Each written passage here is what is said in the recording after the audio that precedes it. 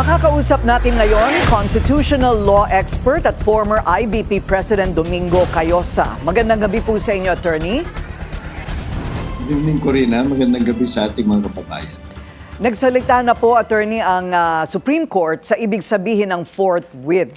May implikasyon po ba ito sa kasalukuyang impeachment case ni VP Sara? Walang masyadong implikasyon yun, Corina, sapagkat yung definition na linabas ng Supreme Court should be taken in the context of the case.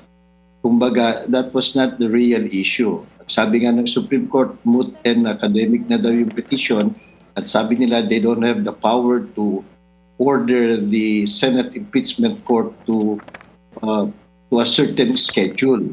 So, itong additional lang ito na mga dahilan nila para hindi pagbigyan yung petition, yung kanilang pagdi-define. So, at the end of the day, the reality is it will be the Senate Impeachment Court that will decide the schedule, how soon and when they will start and how they will proceed with the trial. So, hindi rin masyadong nakakatulong itong definition na ito ng Supreme Court. It comes very late in the day and it doesn't change the language of the Constitution. Forthwith pa rin ang nakalagay, nakasulat sa Constitution, and no amount of Supreme Court obiter or any opinion will change the word forthwith at kung anong ibig sabihin yan in ordinary language. Nagsalita naman po si Senate President Tito Soto na ang forthwith daw para sa kanila sa Senado ay the next day. So siguro ay next day after manggaling po ang desisyon mula po sa plenaryo sa Kamara. Samantala, sapat daw ang ebidensya po ayon sa pinuno ng House Justice Committee. Pero irrelevant naman para sa kampo ni VP Sara ang ilan sa mga inilatag sa mga pagdinig. Ano pong inyong opinion tungkol dito?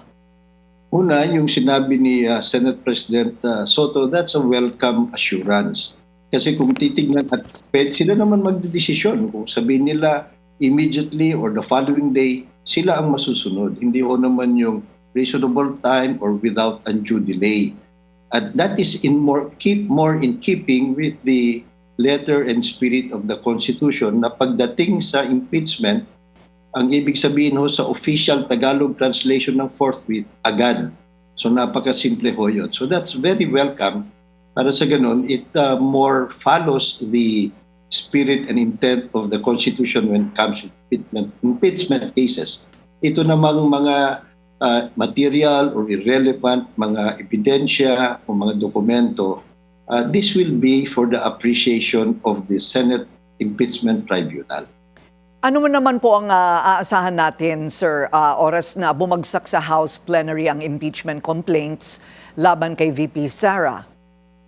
Well, they will have to consider yung recommendation ng Committee on Justice. So far, unanimous ang kanilang decision after hearing all sides and all political parties and representations dun sa committee, unanimous naman. And then they will now craft the articles of impeachment and recommend the adoption thereof by the plenary. So if they get at least 1/3 vote, aakyat na yan sa Senate Impeachment Tribunal at kung masusunod yung sinasabi ng Senate President, which I suppose is supported by the majority, edi kinabukasan pwede na nilang umpisahan yung kanilang pagdinig. Maraming salamat po sa inyong oras, constitutional law expert at former IBP President Domingo Cayosa. Manatiling nakatutok sa Bilyonaryo News Channel. Sumubaybay sa aming social media accounts at mag-subscribe sa aming YouTube channel para sa mga bago at eksklusibong balita.